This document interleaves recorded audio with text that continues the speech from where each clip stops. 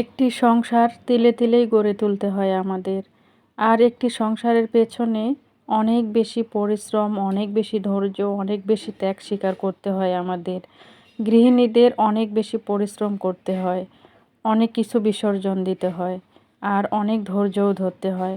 তারপর একটা সুন্দর সংসার নিজের মতো করে গড়ে ওঠে। বিসমিল্লাহির রহমানির রহিম। হ্যালো এভরিওয়ান, আসসালামু আলাইকুম। ইউটিউবের সকল ভাই ও বোনেরা, আশা করছি আপনারা সবাই অনেক ভালো আছেন। আলহামদুলিল্লাহ, আমিও ভালো আছি। তাই আবারও চলে আসলাম ছোট্ট একটা ভিডিওর সাথে। আজকে কিছু বাজার আছে, তো সেই বাজারগুলো আমি গুছিয়ে নিব। আমার হাজব্যান্ড কালকে কিন্তু রাতের বেলা এই বাজারগুলো নিয়ে এসেছিল।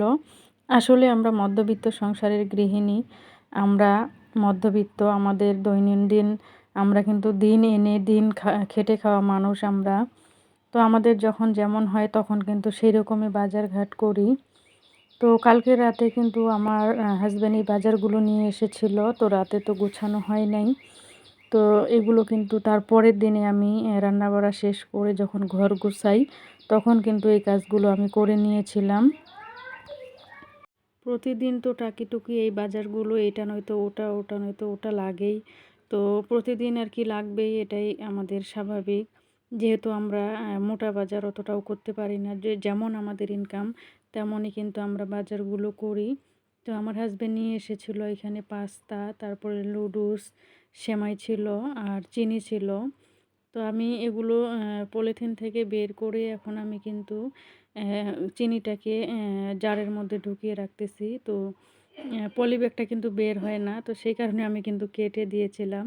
তো অর্ধেকটা কেটে রাখার পরে তারপরে কিন্তু আস্তে আস্তে আমি চিনিটাকে ভালোভাবে রিফিল করে নিলাম। আর চিনিটা শেষ হয়ে গেছিলো কয়েকদিন আগেই। একটু চা খাওয়া যায় না, আর একটু সেমাইও রান্না করা যায় না, চিনি নেই সেই কারণে। তো আজকে চিনিটা নিয়ে আসলো, আর চিনিটাকে আমি জারের মধ্যে ঢুকিয়ে রাখলাম। আর আমার এই ভিডিওটির সাথে যারা আছেন আপনাদেরকে অসংখ্য ধন্যবাদ। যারা একটা লাইক দিতে ভুলে গিয়েছেন, প্লিজ একটা লাইক দিয়ে ভিডিওটি কন্টিনিউ করবেন। আর এরকম সাদামাটা লাইফস্টাইল ভিডিও যদি আপনাদের কাছে ভালো লাগে, অবশ্যই চ্যানেলটির পাশেই থেকে যেতে পারেন, চ্যানেলটি সাবস্ক্রাইব করে। আর আমার আগের ভিডিওতে যে সকল আপুরা আপনারা সুন্দর সুন্দর মন্তব্য রেখে গেছেন, আপনাদেরকে অসংখ্য ধন্যবাদ জানাই। আর মন থেকেই অনেক অনেক দোয়া রইল আপনার জন্য।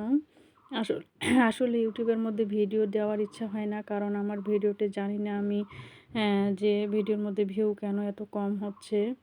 তো আসলে একটা ভিডিও তৈরি করতে কিন্তু অনেক বেশি কষ্ট হয় আমাদের। আমাদের সংসার আছে, আমাদের বাচ্চা কাচ্চা আছে। তো আমাদের যে ব্যক্তিগত যে লাইফটা, আমাদের কিন্তু অনেক কিছু নিয়েই একটা জীবন।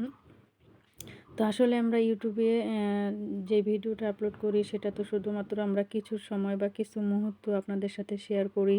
এর বাহিরেও কত কিছুর সাথে জড়িয়ে আছে আমাদের জীবনটা। তো আসলে অনেক কষ্ট করে আমাদের ভিডিও তৈরি করতে হয়। আর সেই ভিডিওর মধ্যে যদি ভিউ না থাকে তাহলে কিন্তু অনেক বেশি কষ্ট হয়, মনে হয় যে আর ভিডিও না করি এত কষ্ট করে। আসলে যে সময়টা নিজেকে দেওয়ার দরকার সেই সময়টা কিন্তু এই ইউটিউব প্ল্যাটফর্মে দিচ্ছি। তো আমি জানি না কেন ভিডিওর মধ্যে ভিউ হয় না। তারপরেও কিন্তু আমি এমনিতেই আমার পারিবারিক দিক থেকে কিন্তু অনেক ধরনের সমস্যা ফেস করি। তো তারপরেও কিন্তু অনেক কষ্টের বিনিময়ে আমি কিন্তু ভিডিও দিই। তো আপনারা সবাই একটু আমাকে ভালোবাসবেন, আর সামনে ভালো কিছু করার জন্য একটু অনুপ্রেরণা দিবেন। আর আমি কিন্তু সেমাইটা এখন একটু হাতে ভেঙে নিচ্ছি, নেওয়ার পরে তারপরে কিন্তু আমি জারের মধ্যে ঢুকিয়ে রাখবো। তো ভেবেছিলাম যে একটু ভেজে নিব হালকা করে, এখন দেখলাম যে না, ভাজার প্রয়োজন নেই। তো অনেক মুসমুস করেই সেমাইটা ভাজা আছে। তো সেই কারণে কিন্তু আমি সেটা একটু হাত দিয়ে ভেঙে তারপরে জারের মধ্যে ঢুকিয়ে রাখতেছি। আসলে কয়েকদিন থেকে শরীরটাও খুব একটা ভালো নেই। কয়েকদিন থেকে অনেক জ্বর শরীরটা। কালকেও খুব রাতের বেলা অনেক বেশি খারাপ লেগেছিল। আর প্রচুর পরিমাণে জ্বর। মনে হচ্ছে যে শরীরটা অনেক ঝিমঝিম করছে। সংসারের কাজকর্মগুলো কোনো কিছুই ভালো লাগতেছে না। তো মনে হচ্ছে যে সারাদিন শুয়ে থাকি, এই আর কি একটা অবস্থা। তো সংসারের কাজকর্মগুলো কিন্তু মানে জোরবজোরই করছি আর কি। তো সবারই কিন্তু এরকমই অবস্থা, বাচ্চাদেরও এরকম, ওদেরও জ্বর সর্দি হালকা হালকা। তো আসলে কয়েকদিন অনেক পরিমাণে বৃষ্টি হইলো, আবহাওয়া কিন্তু খুবই খারাপ ছিল। আর এখন তো অনেক পরিমাণে রোদ, এখন আবার অনেক বেশি গরম করতেছে। তো তো এই কারণেই কিন্তু অসুখ বিসুখ। আমাদের গৃহিণীদের তো ছুটি নেই। আমাদের ভালো লাগুক বা খারাপ লাগুক, তারপরেও কিন্তু আমাদের সংসারের কাজগুলো করতেই হবে। আমাদের কখনোই ছুটি নেই, নেই কোনো শুক্র শনি, আমাদের নেই কোনো সরকারি ছুটি। যতদিন জীবন আছে ততদিন সংসারের ঘানি টানো আর সংসার সামলাও। এটাই হচ্ছে আমাদের কাজ। সকালটা হলেই আমাদের সংসারকে নিয়েই ব্যস্ত হতে হয়। সংসারকে নিয়েই ভাবতে হয় কী করব না করব।